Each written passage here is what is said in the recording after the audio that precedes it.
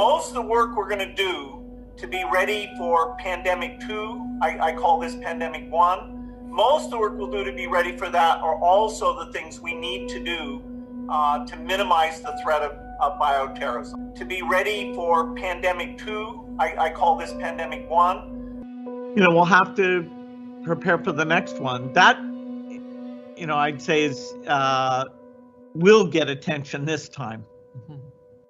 We'll have to prepare for the next one. That, I'd say is will get attention this time.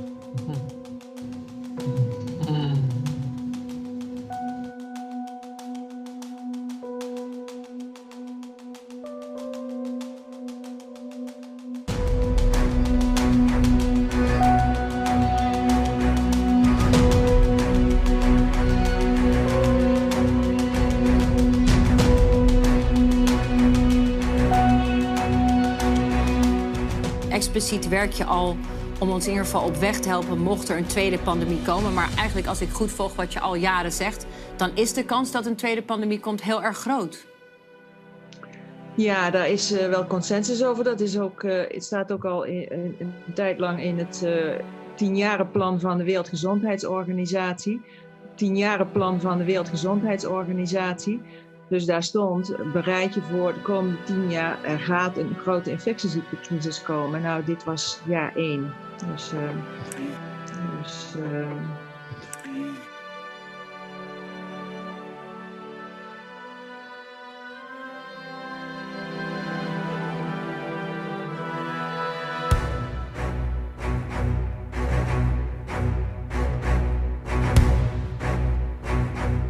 Unless we take the action necessary and we build again in a greener, more sustainable and more inclusive way, then we will end up having more and more pandemics and more disasters from ever accelerating global warming and climate change. So then we will end up having more and more pandemics and more disasters.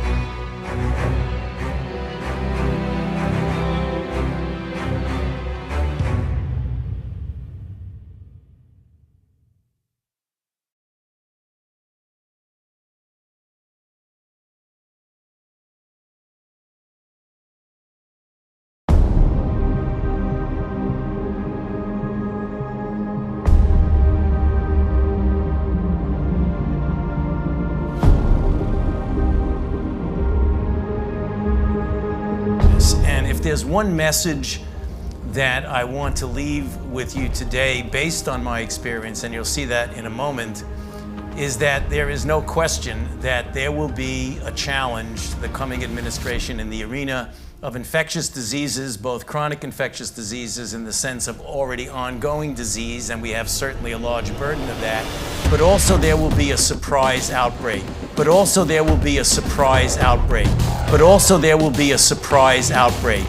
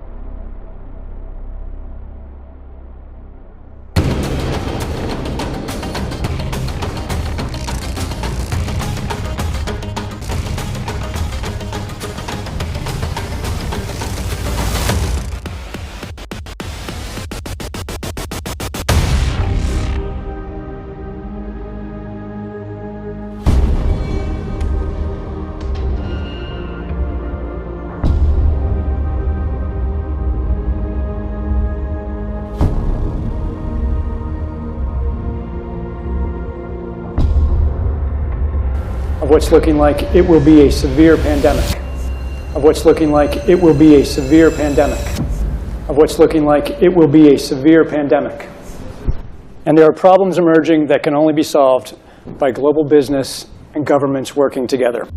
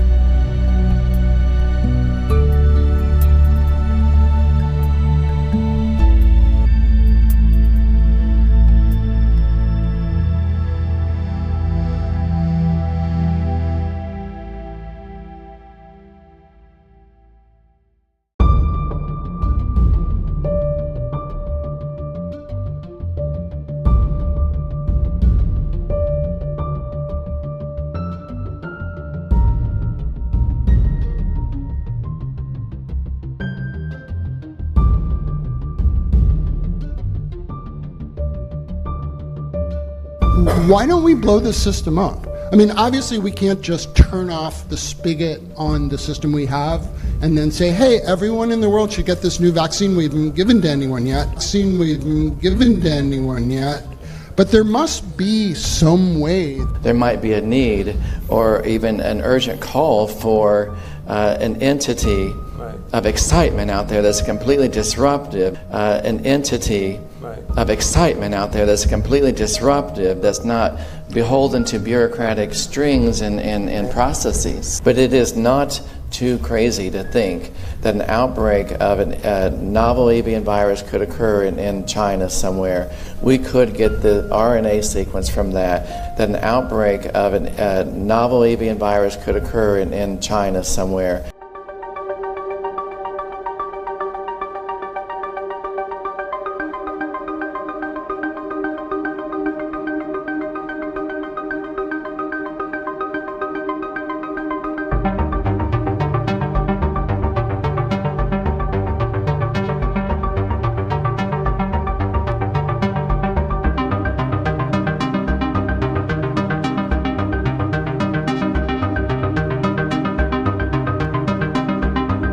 And then you have one opportunity to do it right. I mean, day one is so important.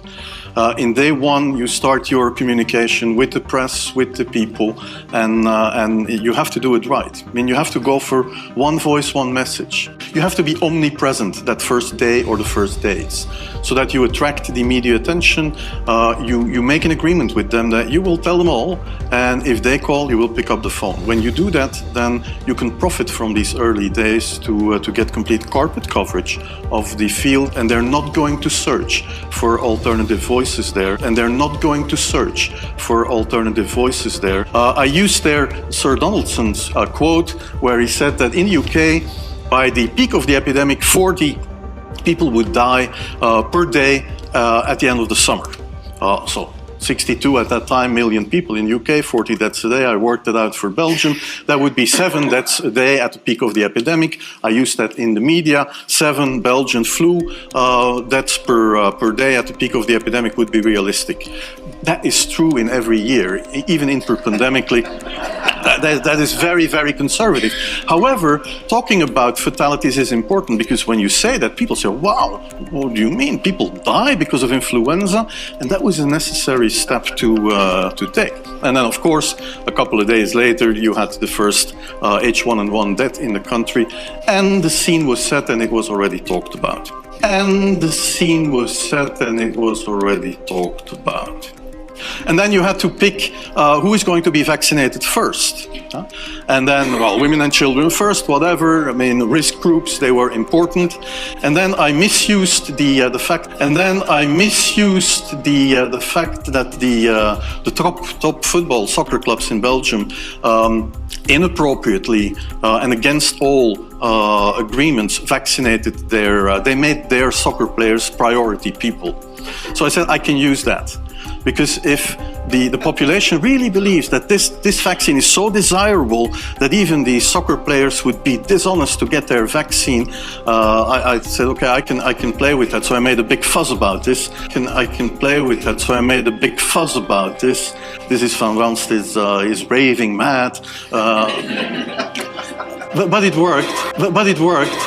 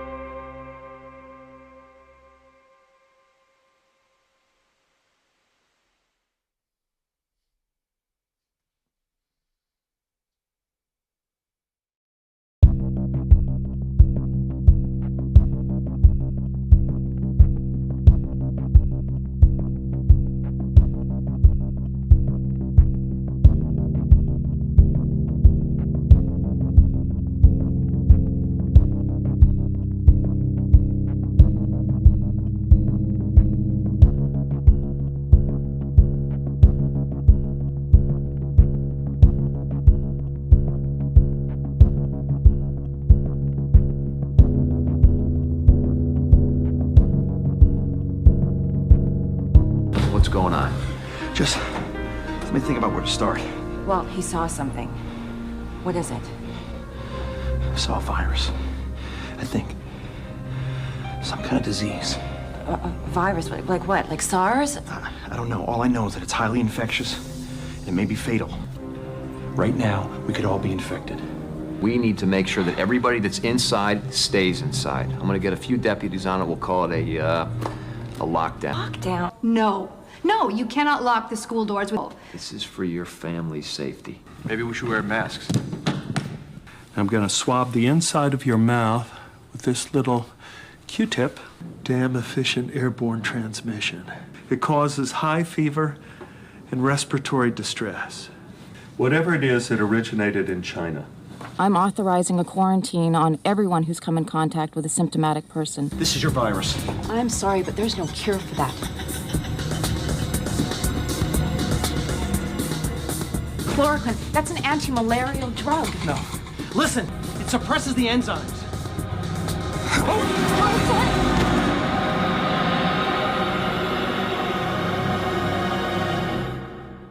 Welcome back, you damn fool.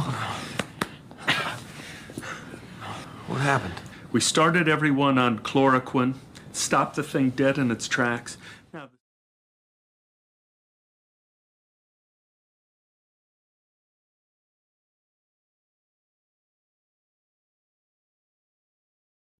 I wish I wasn't afraid all the time, but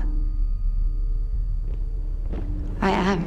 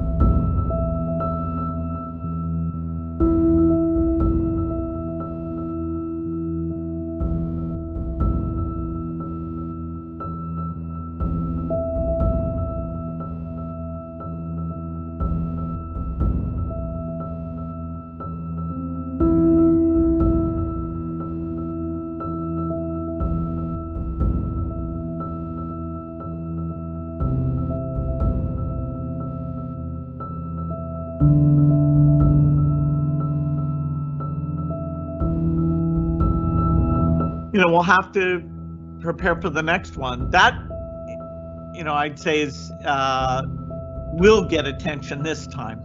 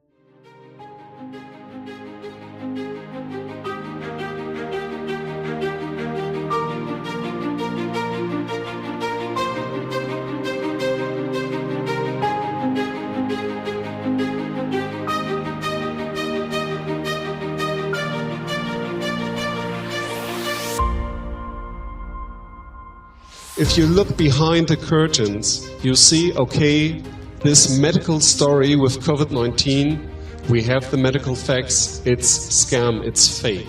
So we need to ask who gets the benefit out of this and who has got the power to create this fake.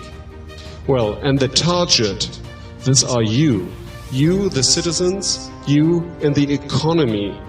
It's about the economy. So COVID-19 seems to be just the cover story.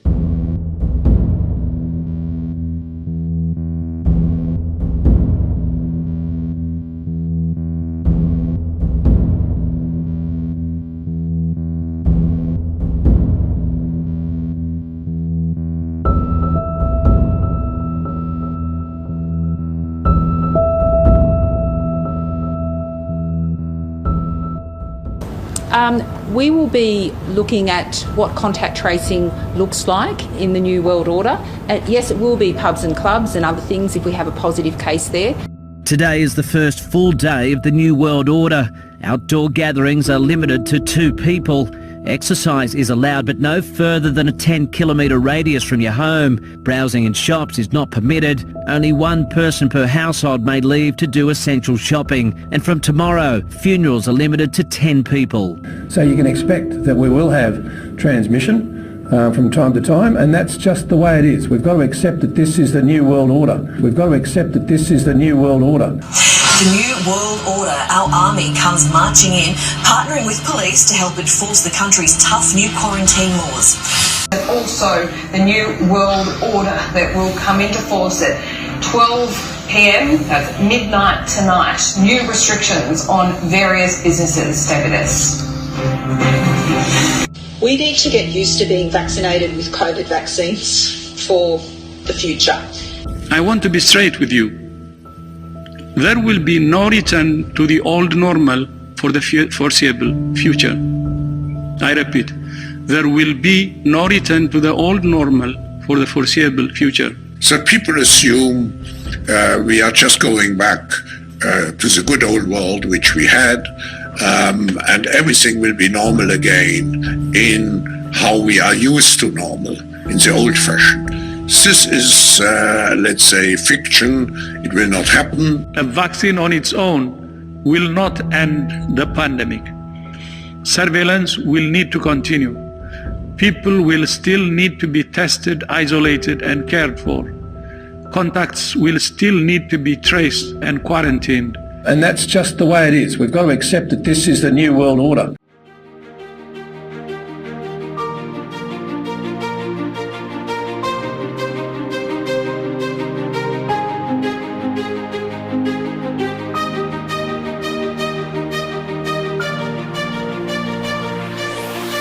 Hello, everybody. I'm Dr. Simone Gold. I'm a board-certified emergency physician and the founder of America's Frontline Doctors. I'm also a Stanford University educated attorney, and we've come back with some of my group for the second White Coat Summit. We're here to speak to America just like we did on July 27th. At that time, we brought the American people truth and hope and optimism, and we're here to give you more truth and more reasons to be optimistic and to not live in fear. There continues to be a great deal of disinformation and outright censorship. Since our summit, the censorship unfortunately has gotten worse. Because of that, we've established a website, America's Frontline Doctors, where you can find the truth, where the truth is not censored. We have contact with 87,000 nurses that do not want the vaccine. There's no reason for panic. Also in the medical practice, there's no reason for panic. The panic is created by these false positive PCR tests. 89% until 94% of those PCR tests are false positive. They don't test for the COVID-19, and also the rest is false negative. So we have to look at clinics. We have to start looking at clinic. Medical doctors have to stop looking at those tests. That's very important. Let's go back to the clinics and to the facts.